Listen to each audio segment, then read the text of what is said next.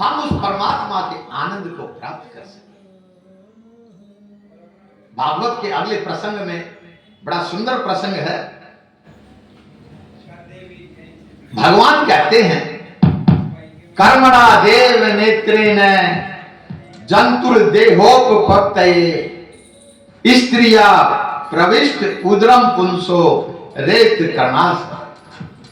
अर्थात यहां पर भगवान कपिल कहते हैं, हे माता,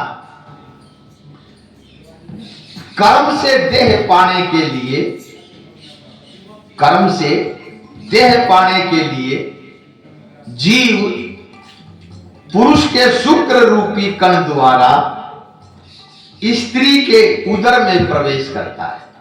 जब जीव कैसे प्रकट होता है? पहली रात में शुक्र और रज मिलकर कलल बनता है। 5 रात्रि के अंदर वर्तुलाकार हो जाता है। 10 दिन के बाद बेर के समान उसकी आकृति हो जाती है और उसके पश्चात जीव के अंदर गर्भ अंडाकार हो जाता है। 1 महीने में सिर, 2 माह में हाथ और पैर बन जाते हैं। 3रे महीने में जीव का लिंग छिद्र बन जाता है। इसीलिए 3रे महीने के अंदर डॉक्टर लोग देख करके बताते हैं लड़का है या लड़की। और पिछले 20 से 25 सालों के अंदर हम समाज के अंदर इतने पाप किए हैं, गर्भपात के द्वारा अराजुसी का परिणाम हम भुगत रहे हैं। ना बच्चों को पत्नी के रूप में स्त्री मिलती है। आज घर घर में नवयुवक बैठे हुए, ये उसी का परिणाम। 4थे माह में धातु बनती है और 5वें माह के अंदर जीव को भूख प्यास लगनी शुरू हो जाती है। 6ठे महीने में झिल्ली में लिपट जाता है और माता के दाई कोख के अंदर रहता है। माता द्वारा खाए गए अन्न और जल से वह जीव बढ़ता है और विष्ठा और मूत्र आदि में पड़ा हुआ पीड़ा सहता रहता है। ये जीव की हालत है। इसलिए गर्भवास को नरकवास भी कहा गया है। झिल्ली और आंतों से बंधा हुआ, पीठ और गर्दन टेढ़ी और जीव का सर पेट में घुसा रहता है। एक बार कल्पना करो इसकी, जो जब हम गर्भ में रहते हैं, जब जीव अपने पूर्व जन्मों को याद करता है, 7वें महीने में इसे ज्ञान होने लगता है अपने पूर्व जन्म का। लेकिन जब प्रसूत वायु से वह कांपता रहता है, व्याकुल होकर के नाना प्रकार से प्रभु से प्रार्थना करता है, प्रभु इस नरक से मुझे किसी तरह निकाल, मैं तेरा नाम लूंगा और फिर गर्भ में ना आऊं, ऐसा प्रयास करूंगा। समय के साथ बढ़ता रहता है। संसार की रक्षा करने वाले मेरे प्रभु की शरण लेता है।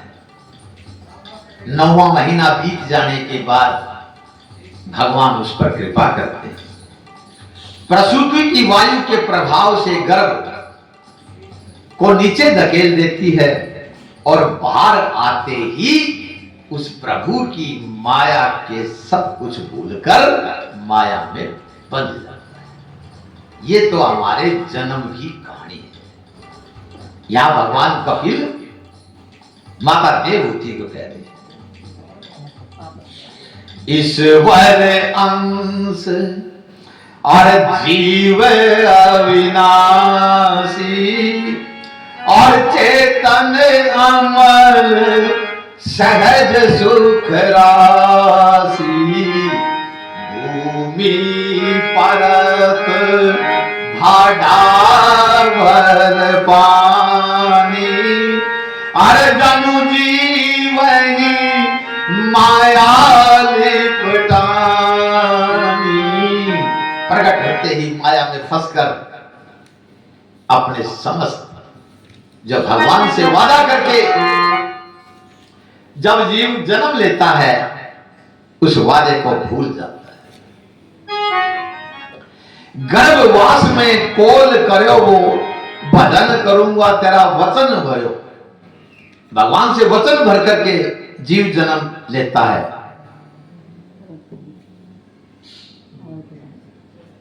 सुरतिया विसारी दई राम नहीं आते उमरिया गवाई दई राम नहीं आते। उम्र गुजर जाती है। जिस राम से वादा करके आया है भूल जाता है। और जो जो जीव बड़ा होता है क्रोध और अभिमान बढ़ता जाता है। पहले माता पिता और परिवार के अंदर जीव की आसक्ति हो जाती है। उसके पश्चात इस पंचभूतों से निर्मित देह में असद आग्रह रखने वाला अज्ञानी मूर्ख है जीव। यह मेरा मिथ्या अभिमान बराबर करता है। बच्चे भी आप देखोगे यो खिलौना मेरा, मैं और मेरे के प्रभाव से जीवन के अंदर हम बढ़ते हैं। बड़ा होने पर माता पिता विवाह कर देते हैं। अब तो जिस माता पिता ने इतना बड़ा किया विवाह किया अब तो वह उसकी भी अवहेलना करने लग जाता है। क्यों कि स्त्री के संग में लिप्त हो जाता है। अधिक स्त्री के संग से सत्य जप तप सोच ज्ञान और लज्जा। फिर सुन लो, अधिक स्त्री की वासना के लिप्त होकर जीव सत्य जप तप सोच ज्ञान और लज्जा धीरे धीरे जीव की नष्ट हो जाती है। इसीलिए कहा गया है अति सर्वत्र वर्जये।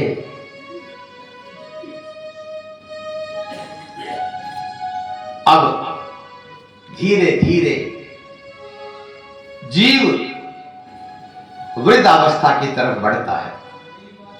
शरीर की इंद्रियां शिथिल होने लगती हैं। लेकिन मेरा बेटा मेरा पोता मेरा पड़पोता इसी में फंसा रहता है, भगवान को याद नहीं करता। और जीव का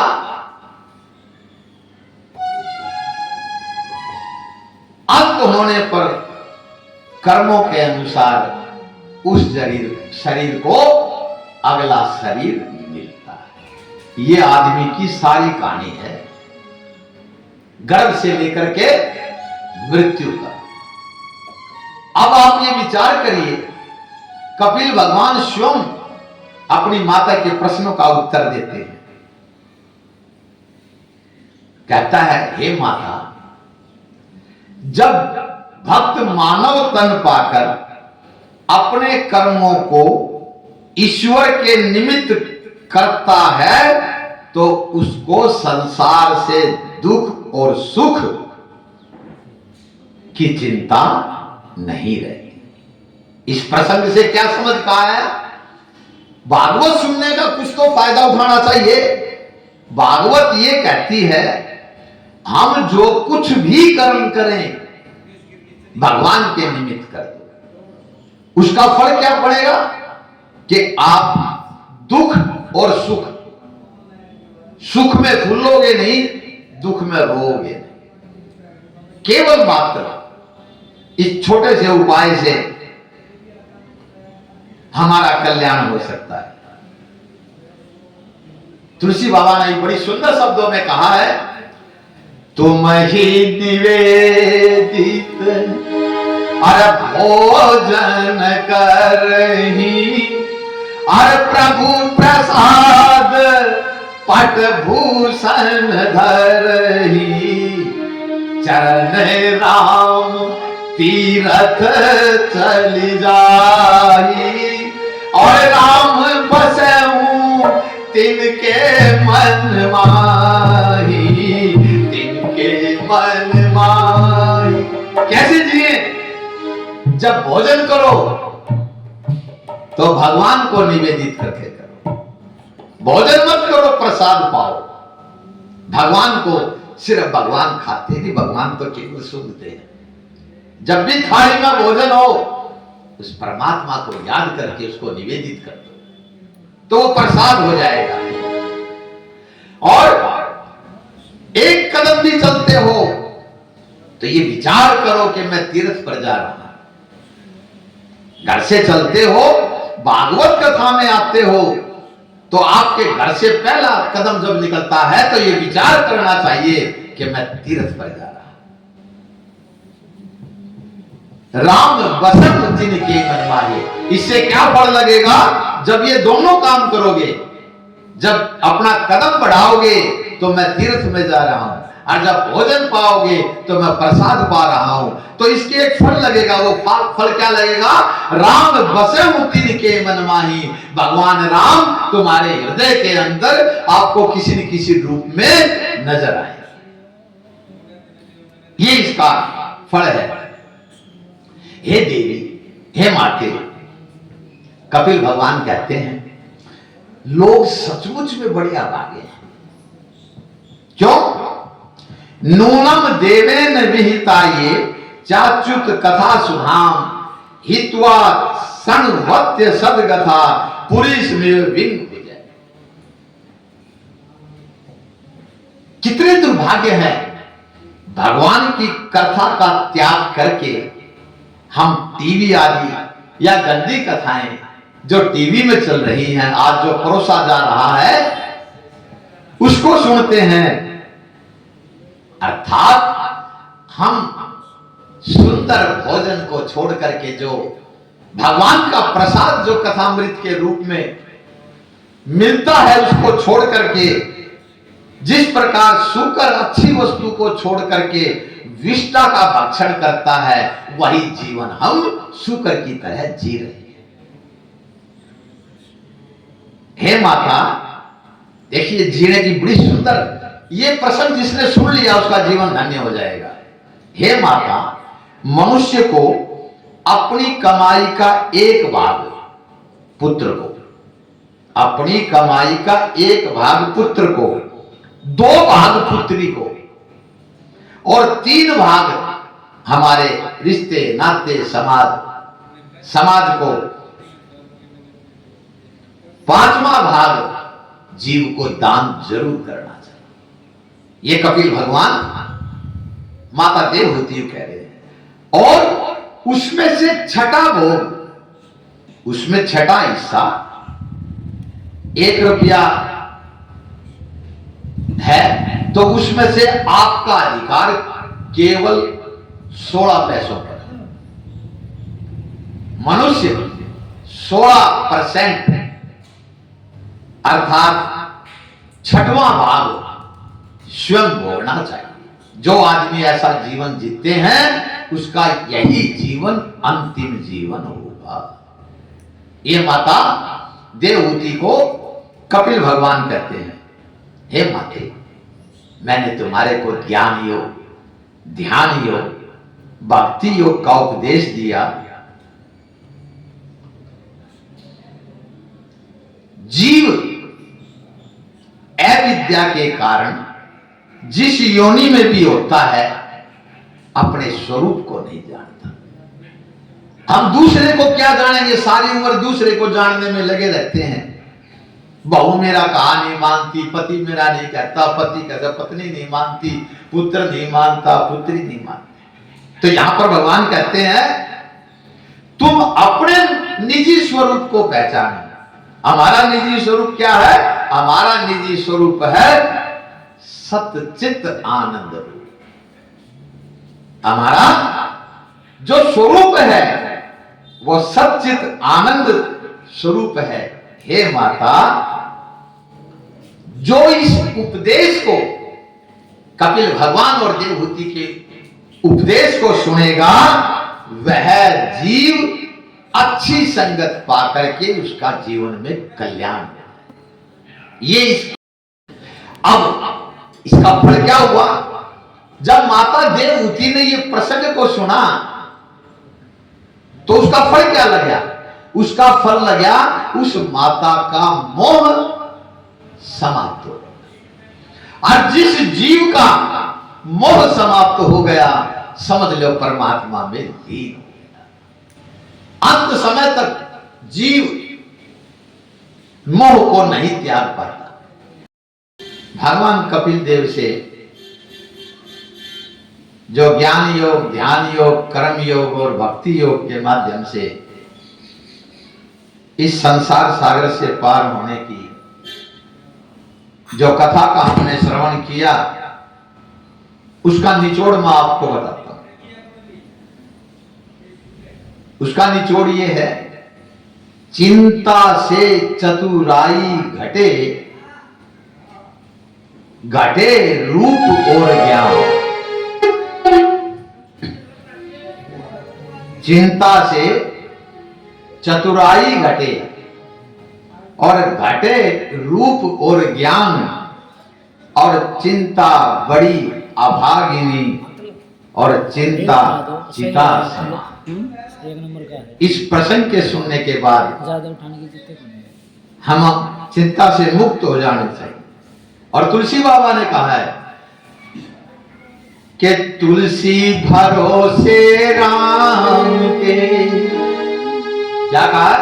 तुलसी भरोसे राम के, और निर्भय होकर सोए, निर्भय होकर सोए। अरे अनहोनी होनी नहीं, अनहोनी होनी नहीं। अरे होनी होए सो, अरे होनी होए सो।